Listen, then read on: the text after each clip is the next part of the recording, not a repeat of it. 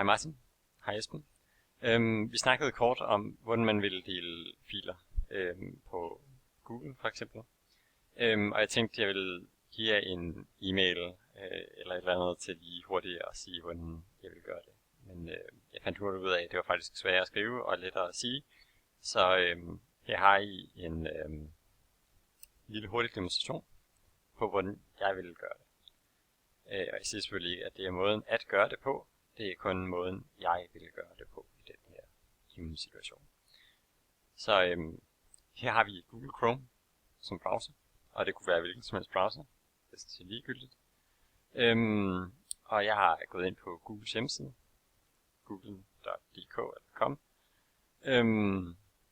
og jeg er logget ind. Det er den vigtige del at lige lægge mærke til her. Jeg er logget ind, og hvordan vil jeg så dele mine ting og sager? Jeg vil gå ind her, trykke Drive, og så er det afhængigt af, hvad man allerede har i forvejen herinde. Så vil det se forskelligt ud. Men det jeg ville gøre, det var at trykke ny folder. Og jeg ville lave den nye folder, der hedder delte filer. Bam. Delte filer kan jeg jo så, som navnet antyder, dele med andre. Og det gjorde jeg ved at trykke på den der lille plus person. Share. Og her kunne jeg for eksempel skrive Esbens Gmail-adresse. Jeg tror kun det virker med Gmail, som det er lavet her. Og der kan jeg selvfølgelig også sige, om han skal kunne redigere, eller han kun skal kunne se. Men hvis jeg går ned i avanceret, advanced, så kan jeg også ændre alles adgang til den her. Der kan jeg for eksempel ændre, at alle, der bare har et link til den her mappe, kan gøre forskellige ting. Og den står som default, eller som det den altid går hen til, det er, at de kan få lov til at se tingene, og de kan få lov til at hente tingene, men de kan ikke få lov til at ændre i tingene. Det er jeg godt tilfreds med. Man kan også trykke, at de kan redigere, men det gør vi ikke den her omgang. Så jeg trykker save. Og så har jeg linket til, hvad der er til, eller stået til den her folder, har jeg heroppe. Den kan jeg dobbeltklikke på, og trykke Ctrl+C. Så har jeg kopieret linket, altså hele tekstlinjen, der var her. I øjeblikket ligger der dog ikke noget her, så det kunne vi jo ændre på. Nu er den i gang med at uploade verdensbefrielsen. Så Martin, du havde fint indlæst. Den har jeg faktisk læst. Og så vil jeg selvfølgelig gerne dele den her fantastiske mappe, jeg lige har fået lavet. Så jeg går ind i min Gmail-konto. Og hvis jeg går ind på en normal Gmail, så er det bare den, der står her. Bam. Den har jeg allerede indlæst, så det gider jeg ikke. Så vil jeg skrive en ny. Og jeg vil skrive til... jeg vil selvfølgelig skrive til Esben. Men da han ikke rigtig kan være med her i dag, så vil jeg skrive til min studiemail-konto, som hedder 22. Og der vil jeg skrive del mappe. Og her trykker jeg Ctrl+V for at få den kopierede tekst frem, som jeg havde kopieret tidligere. Og så vil jeg trykke send. Så skal vi jo tjekke, at man faktisk kan komme ind i den her. Fordi det er jo det, vi gerne lige vil finde ud af. Så jeg henter en ny browser frem. Og den har jeg sat op til netop det her formål. Så det er en anden browser end Chrome. Den kan jo minimere. Det her, det er Internet Explorer. Og jeg tror måske... Jeg ved ikke, om jeg har ret i, at det er nok den, du bruger, Esben, men ja, uanset hvad. Alt virker. Det jeg vil vise med det her, det er, at jeg ikke er logget ind på Gmail.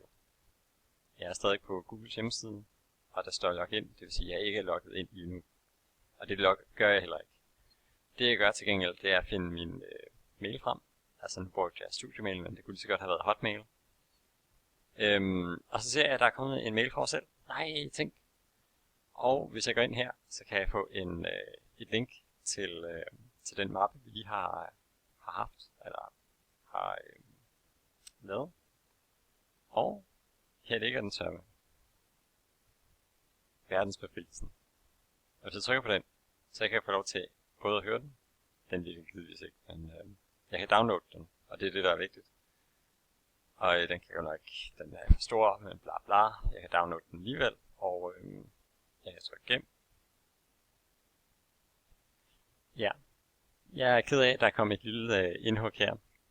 Men det, der skete, det var, at der kom en lille fejl, da vi prøvede at hente den her fil. Og det kan jo måske være, at det også var det, du kom blive udsat for, Esben. At der skete en fejl, da du prøvede at hente den. Så vi prøver en gang til. Og jeg er helt sikker på, at den kommer igen. Det håber jeg nemlig. Smart Screen filteret. Haha, ser vi så. Hvordan slipper vi af med det? Og jeg måtte lige lave en lille hurtig søgning, fordi jeg plejer ikke.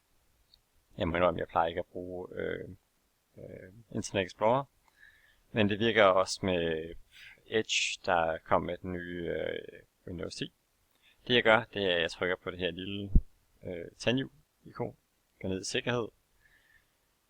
Slå Smart Screen filter fra. Så trykker jeg på den. Ja, det kan være skadeligt, og det er farligt, og vi er bange.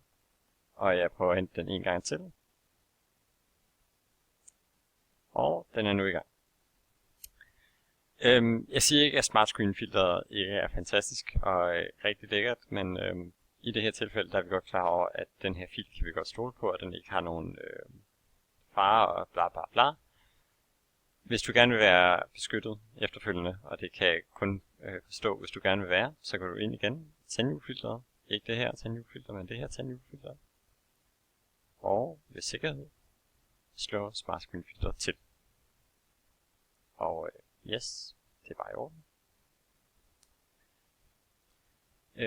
Og jeg lavede et lille kort klip igen, fordi nu er den ligesom hentet. Vi er ved vejs ende. Vi kom fra, at vi har lagt noget op i vores drive, eller vores drev, til at det kan hentes af alle. Uanset hvad for en mail de bruger, om de bruger Hotmail, Studiemail eller Gmail, så bare de har det link, som du altid kan gå ind og finde i delte filer, og det her lille plus, så kan du få linket her, og du kan endda trykke på copy link, så er den allerede gemt, så du kan skrive det ind hvor som helst, når som helst, og hvad end du nu synes. Og bare dele den ud. Og det eneste, de kan gøre, det er at se de ting, du nu har lagt der, og hente det ned. De kan ikke ændre på noget, og der er ikke nogen fare for, at du kommer i glemme på anden vis. Jeg håber, det var brugbart. Hvis ikke, så er jeg ked af, at jeg har spildt omkring 8 minutter af jeres tid, men det går forhåbentlig.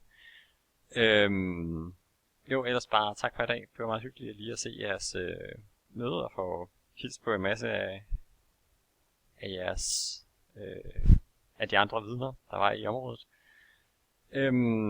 Ja. Fortsat god aften.